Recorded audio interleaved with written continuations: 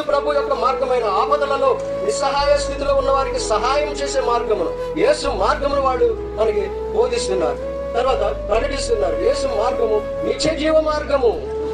ఎక్కడ రాయబడి ఉన్నది? యోహాను సువార్త 5వ అధ్యాయం 24లో నిత్య జీవ మార్గం అని రాయబడి ఉన్నది. యేసుక్రీస్తు ప్రభువు మార్గము అహింసా మార్గము. మత్తయి సువార్త 5వ అధ్యాయం 44వ వచనం. అందుకనే ఆయన ప్రభు ఏమని చెప్తున్నారు?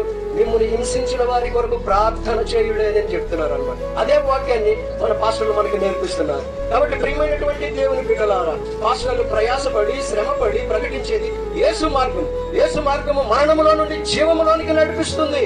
దాన్ని మనకు తెలియజేస్తున్నారు పాస్టర్లు. మనం అందరం గ్రహించాలి, శ్రద్ధగా వినాలి. ప్రతి ఆదివారం దేవుని మందిరంలోనికి వచ్చి ఇవన్నీ నేర్చుకోవాలి. ఆయన గుమ్మముల యొద్ద ఉండి నేర్చుకున్నాడు అని చెప్పి సామెతల గ్రంథం 8వ అధ్యాయం చివరి వచనాల్లో రాయబడి ఉన్నది. కాబట్టి ప్రియమైనటువంటి దేవుని సంగమా, యేసుక్రీస్తు